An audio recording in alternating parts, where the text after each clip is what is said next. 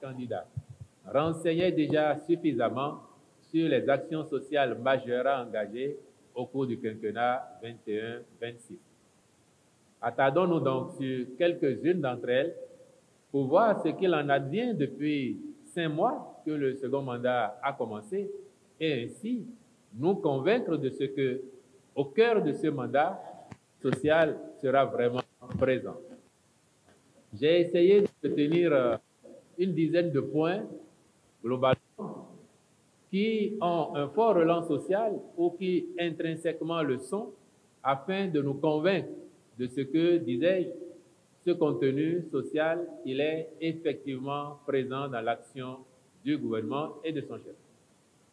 En premier lieu, dans le domaine de l'eau potable, réaliser l'accès universel à l'eau potable pour tous au Bénin avant le terme des ODD fixés pour 2030, tel est l'objectif que le président Patrice Talon s'était assigné déjà en 2021-26.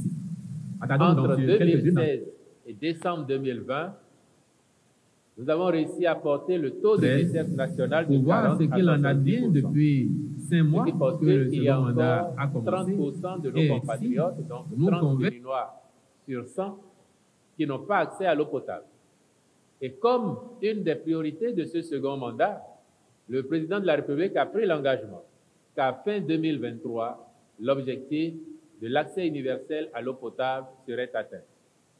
Depuis mai 2021, je peux vous dire que des appels d'offres ont été lancés déjà pour 95 systèmes d'adduction d'eau potable villageoise destinés à desservir environ 1,3 million Béninois, ce qui va permettre d'accentuer le taux de couverture et d'être dans les délais pour atteindre la réalisation effective de cet objectif.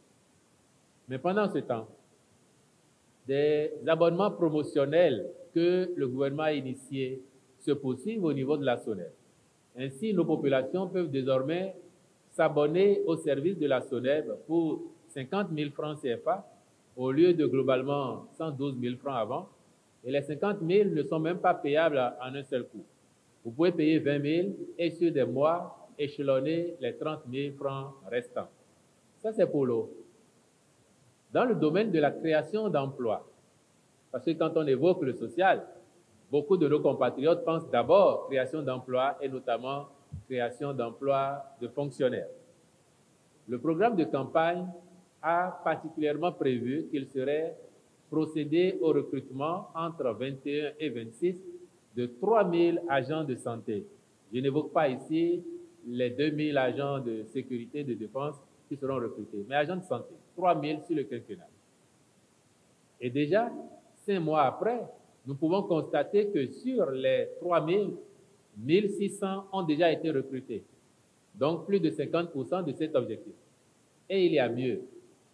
À l'appui de ce programme-là, nous avons mis en place un autre, celui de l'insertion d'agents de santé, et c'est 350 par an sur 3 ans, ce qui fait qu'à l'arrivée, nous aurons 1050 autres que les 3000 prévus. Et ces 1050, c'est la particularité qu'à l'issue de la période d'immersion, on aura mis de côté pour eux, sur la base de ce qui doit leur être versé de façon brute, une certaine économie qui leur sera retournée pour leur permettre de s'installer en clientèle privée ou alors d'aller faire des spécialisations, le tout pour venir contribuer à délivrer des soins de santé de qualité à nos compatriotes. Parce que si on évoque le social, il faut bien convenir de ce que l'accès aux soins de santé de qualité et à des coûts accessibles en est une composante essentielle. Et parce que c'est un objectif global, vous avez dû noter récemment que le gouvernement a décidé de recruter 20 candidats à la formation de médecins directeurs d'hôpitaux qui vont bénéficier d'une bourse de formation et aller se faire former pour revenir administrer nos hôpitaux aux fins de meilleures prestations et aux fins d'une meilleure gouvernance de ces hôpitaux. Dans le même secteur de l'emploi, entre mai 2021 et aujourd'hui, le gouvernement a déjà lancé le recrutement de 662 enseignants aspirants qui vont servir dans les lycées techniques agricoles modernes qui seront mis en place. Le recrutement est en cours et on peut dire, parce que j'évoque l'éducation, que comme les 2 années scolaires écoulées, cette année, le gouvernement a déployé environ 29 000 enseignants aspirants dans le primaire et le secondaire, non seulement pour créer de l'emploi, mais aussi et surtout pour satisfaire les attentes de nos compatriotes qui, par le passé, pouvaient voir leurs enfants aller dans des salles de classe où il n'y avait pas d'enseignants. Et donc l'objectif, une salle de classe, un enseignant, est en train d'être réalisé. Et là également, on peut noter que cela participe du social structurel, comme nous aimons le dire, ce à quoi il faudrait ajouter tous les emplois qui se créent sur les divers chantiers qui sont ouverts ici et là. Et ce n'est pas à vous que je l'enseignerai. Vous savez très bien combien de chantiers sont ouverts dans notre pays. J'ai noté également un point, celui du financement de l'entrepreneuriat, donc les activités économiques. Là également, c'était prévu au programme de campagne 21-26. Dans ce domaine-là, qu'est-ce que nous avons déjà fait? Le gouvernement a mobilisé depuis mai à maintenant, auprès des partenaires, environ 35 milliards de francs CFA destinés exclusivement au projet que nous avons appelé Prodige. C'est le projet d'inclusion économique et sociale des jeunes. Ça, c'est pour impacter 42 000 jeunes à la fin. Et des jeunes sans formation ou de formation de bas niveau, si on peut dire, sans qualification et jusqu'au BEPC maximum. Ce sont nos frères artisans, les mécaniciens, les coiffeurs, les couturiers, les cordonniers et autres artisans que nous avons qui vont être sélectionnés par ce projet. Et à l'heure où je vous parle, hier seulement, la NPE a fini avec la phase pilote qui consiste à recruter 2000 de ces jeunes qui vont être assistés et à la fin, pour un volet du projet, ils vont recevoir une dotation pour s'installer. Et puis à partir de janvier prochain, dans tous les arrondissements du pays, il y aura un poste d'enregistrement pour les futurs bénéficiaires du Prodige. Comment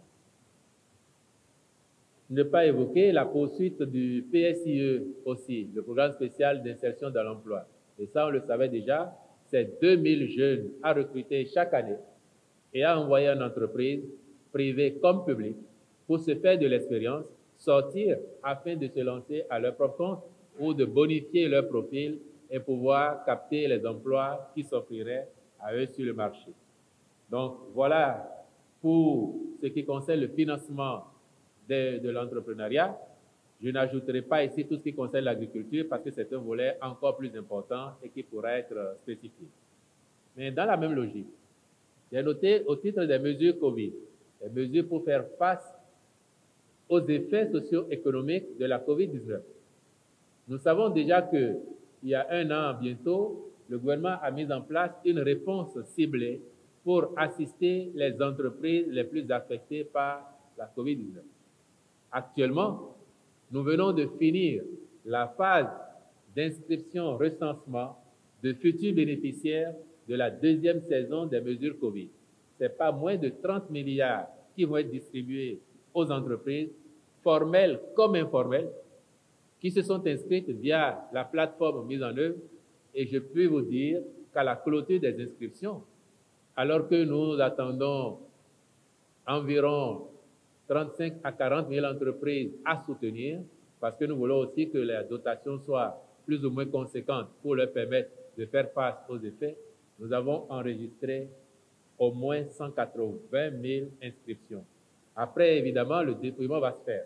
Il y a des gens qui ne remplissent peut-être pas les conditions. Il y en a qui remplissent les conditions, le dépouillement va se faire, les clarifications nécessaires également, et puis le comité annoncera quelles sont les entreprises éligibles pour bénéficier de ce soutien dans le cadre des mesures COVID d'accompagnement aux entreprises, et je précise à nouveau, formelles comme informelles. On a dit social. Nous avons parlé de social structurel. cela ne nous empêche pas de faire aussi du social conjoncturel.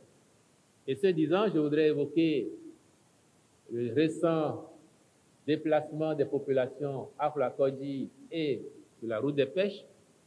Chacun sait ici que ces populations-là, de façon séculaire, se sont installées sans titre de propriété effectif, mais considèrent que les berges, c'est chez eux, du fait de leur vécu de père en fil de génération en génération. Nous avons identifié des espaces à Djefa pour ceux qui étaient à Afro-Kodji, à Vlekete pour ceux qui sont sur la route des pêches, côté océan, pour les déplacer.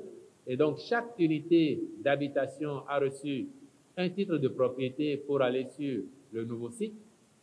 Mais en plus, il y a eu un accompagnement financier à hauteur de 5 millions pour ceux qui étaient à Afro-Kodji et 3 millions pour ceux de la route des pêches. Cela a été un tel succès que Afro-Kodji, avant même la remise des titres de propriété et des chèques, on estime à entre 60 et 80% la proportion d'habitants qui se sera déplacée d'elle-même, cette proportion d'habitants. Et dès que c'est fini à Afro-Kodji, sur la route des pêches, avant la remise des chèques et des titres de propriété, là également, nos compatriotes avaient commencé à plier d'eux-mêmes. Cela postule deux choses. L'accompagnement social du gouvernement a été très bien perçu, mais cela renseigne aussi sur le fait que, dans notre pays, nous avons commencé à être de plus en plus disciplinés, nous avons commencé à bien faire les choses et les populations font davantage confiance au gouvernement parce qu'elles savent que quand il prend des engagements, il les honore. Tout à l'heure, j'ai dit que je n'allais pas anticiper le volet agricole. J'y viens à présent. Le financement du secteur agricole. Le Fonds national de développement agricole, qui a commencé timidement vers la fin du premier mandat, à porter assistance aux entreprises agricoles, est plus que jamais outillé et en action aujourd'hui pour accompagner les entreprises agricoles. Et pour ceux qui suivent encore les informations, vous avez dû remarquer ces 2 ou 3 semaines dernières sur l'ORTB et les télévisions privées des témoignages à travers la diffusion de capsules, d'éléments qui donnent la parole à des bénéficiaires de l'assistance financière du FNDA qui témoignent donc de ce que ce fonds est allé à leur secours et leur permet de grandir et de croître en activité. Le gros point au plan agricole prévu au programme 21-26, c'est la mise en place du programme de développement des grandes cultures pour lesquels 500 000 hectares de terre sont prévus pour être aménagés et qui ne seront pas gérés par l'État. C'est pour ça qu'on l'inscrit bien au volet social. Ces 500 000 hectares de terre vont être confiés à des Béninois, seuls ou en coopérative, pour être gérés contre redevance éventuellement. Et en 5 mois, le gouvernement a procédé déjà au lancement d'études en cours pilotes pour 12 000 hectares, notamment dans la vallée de l'Ouémé et quelques autres vallées dans les autres départements, pour se faire une idée réelle de ce que la mise en œuvre grandeur nature de ce programme va générer. C'est dire qu'au plan agricole, cela aussi est effectivement en marche. Mais dans le même ordre d'idée, il faut retenir la perspective d'une grande mécanisation de l'agriculture béninoise pour la rendre moins pénible, davantage productive et en capacité d'enrichir de plus en plus ses acteurs. Quand on a dit cela, il faut bien convenir d'une chose. Les premières places que le Bénin a commencé à truster au plan agricole, en étant devenu le premier producteur de coton sur le continent, en étant depuis 2018 le deuxième producteur de vivrier dans l'espace UEMOA, juste derrière la Côte d'Ivoire. Mais la Côte d'Ivoire qui a une grande tradition agricole, le gouvernement ambitionne de maintenir à tout le moins nos positions et au mieux de les améliorer ou de passer devant ceux qui seraient encore devant nous, malgré, au plan géographique, la petitesse de notre territoire par rapport à cela. Et c'est pour ça que les mêmes efforts se poursuivent pour accompagner nos producteurs afin que leur rendement soit de plus en plus amélioré. J'évoque à présent les cantines scolaires. Chacun sait que avant 2016, l'État du Bénin mettait globalement 1 milliard de francs CFA par an dans le programme de cantines scolaires, y compris pour le comité de gestion. Donc, aussi bien les vivres que la gestion et le suivi faisaient 1 milliard pour l'État. Un peu plus de 1500 ou plus précisément 1572 écoles étaient prises en compte. Mais quand vous faites le calcul, avec 1 milliard, c'est 20 jours au mieux de nourriture dans l'année pour les enfants. Depuis, nous en avons fait un programme structurel. Et au mieux de nos ambitions, en 2017, nous avions prévu 7 milliards par an. Mais l'année 2020-2021, nous avons mis 15 milliards au moins dans les cantines scolaires, c'est-à-dire beaucoup plus que ce qui était prévu. Et depuis 2018, nous avons commencé à couvrir 51% de nos écoles primaires publiques, objectif qui était prévu pour 2021. Nous l'avons atteint en 2018 et depuis lors, entre 700 000 et 800 000 enfants béninois dans tout le pays, dans plus de 4 000 écoles primaires publiques, ont un repas chaud par jour, ce qui améliore les taux de rétention dans les écoles, ce qui améliore aussi les résultats de nos enfants en fin d'année. Et cela va se poursuivre. La perspective, c'est de faire 100%. Mais à terme, le gouvernement table sur au moins 75% de couverture de nos écoles, en espérant bien atteindre les 100% d'ici 2026, mais à défaut, tout au moins, faire dans les 75% de couverture. Dans le domaine de l'énergie, je suis heureux que depuis ce matin, je n'étais pas dans la salle, mais je vais parier qu'il n'y a pas eu de coupure. Et s'il y en a eu, je suis convaincu que 2-3 minutes après, c'était revenu. Il y a un peu plus de 5 ans, ça n'aurait pas été le cas. Chacun de nous se serait inquiété s'il y avait eu une coupure en se demandant quand enfin l'électricité reviendrait-elle. Mais aujourd'hui, on sait très bien que quand il y a coupure, les Béninois disent tout à l'heure, ils vont remettre. C'est ça qui a fondamentalement changé. Ce que nous avons fait entre 2016 et 2020, de réaliser à peu près 60% de nos besoins propres en termes de couverture énergétique, nous voulons aller plus loin et faire les 100% d'ici décembre 2023. Et dans cette perspective, je peux vous donner l'assurance que les démarches sont déjà en cours actuellement pour la réalisation de la prochaine grande centrale thermique de 142 MW qui va compléter celle de 127 MW déjà en cours à Maria Greta, sachant par ailleurs que nous avons pour une centrale moindre de 41 MW, là également accompli les diligences et que les dernières formalités sont en cours pour favoriser la réalisation de cette centrale-là. Mais à côté, ceux qui ont suivi aussi, il y a des gens de la commune de Paubert ici, ils savent que nous avons commencé à construire une centrale solaire de 25 MW à Paubert. Cette centrale de 25 MW, elle va être portée à 50 MW. Et à côté, à Boïcon, à Parakou, à Natitengu et dans une quatrième commune, Djougou, nous allons également faire 50 MW de solaire. Toutes choses qui nous amèneraient à fin 2023 entre 400 et 500 MW de production propre par le Bénin, dont 25% représentant de l'énergie renouvelable, parce que nous avons, comme même à le dire, le ministre de l'Énergie, nous avons fait l'option d'un mix responsable qui allie le thermique et le solaire. Mais ce ne sera pas tout. Nous avons envisagé de réaliser enfin Dogobis, c'est une centrale hydraulique. Dogobis.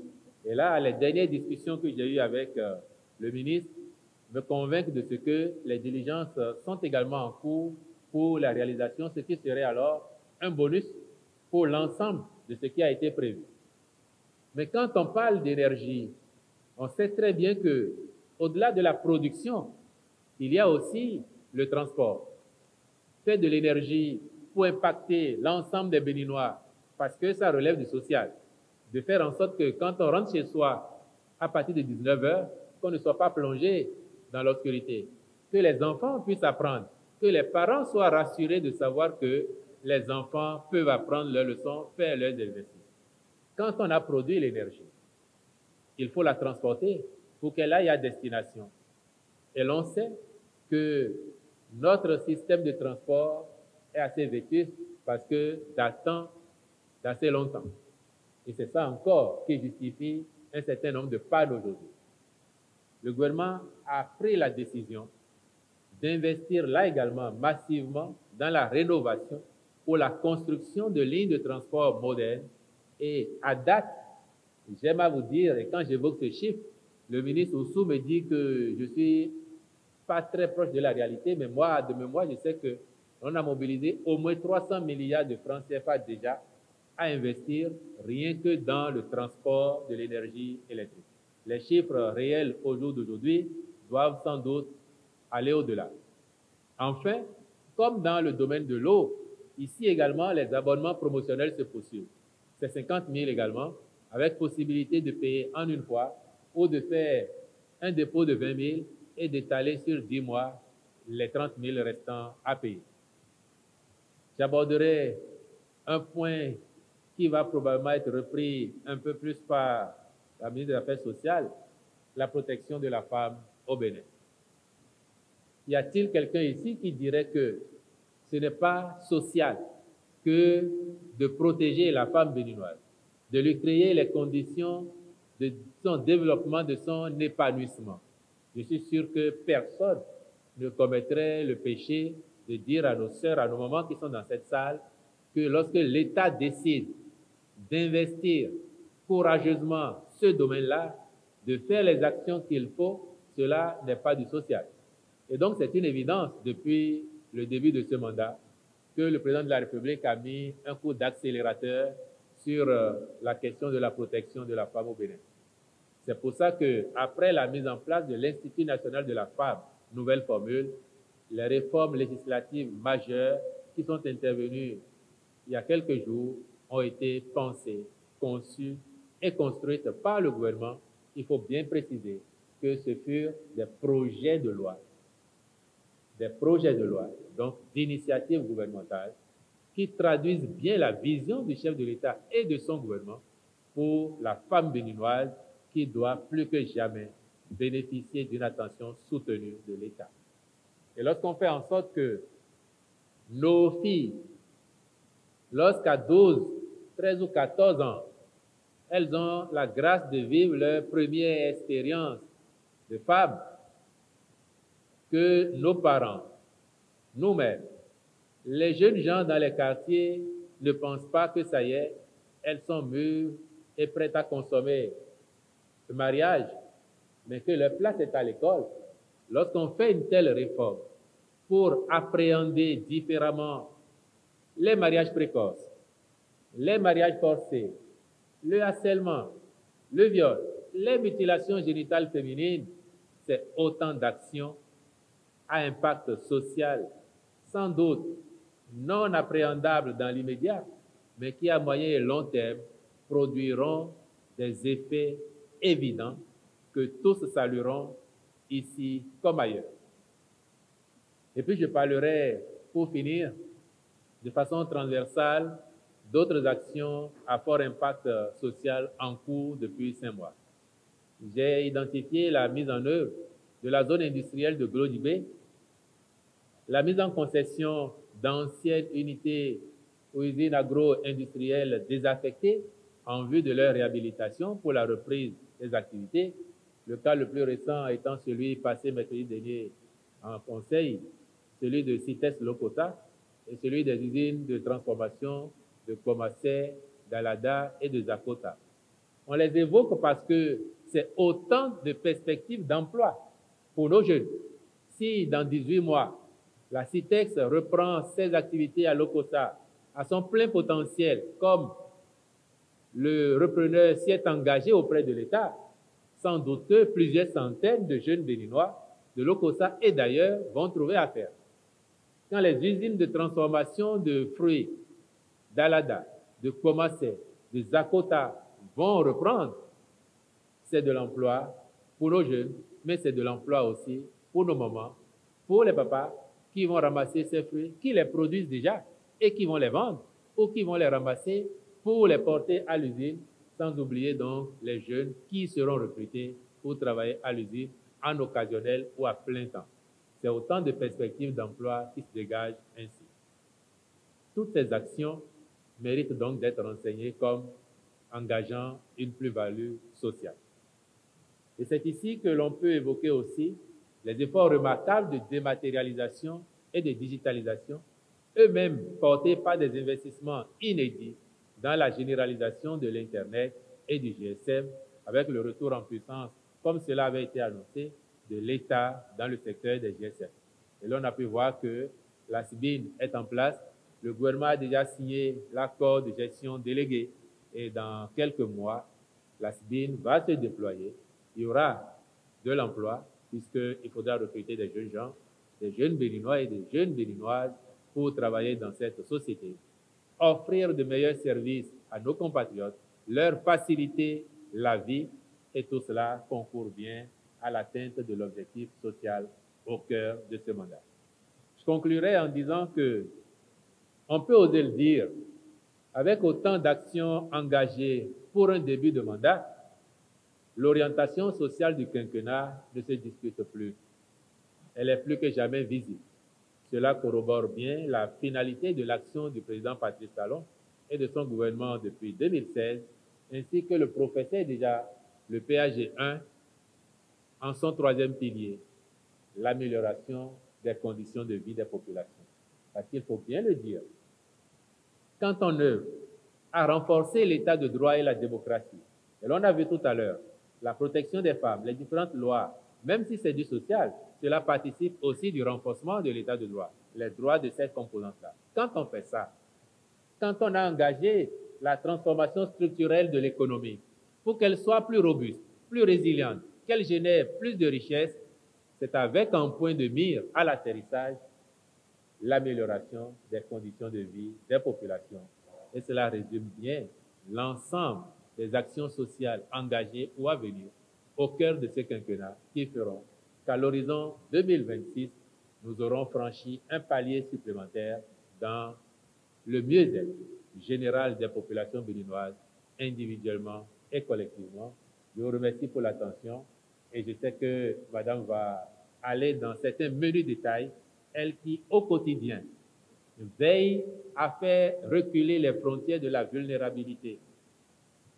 Les plus vulnérables d'entre nous, les jeunes, les femmes, les handicapés, qui pour diverses raisons peuvent se retrouver en marge de notre société, elle nous fera entendre ce qui est fait, et plus particulièrement au plan de Arche. Merci pour l'attention. Merci.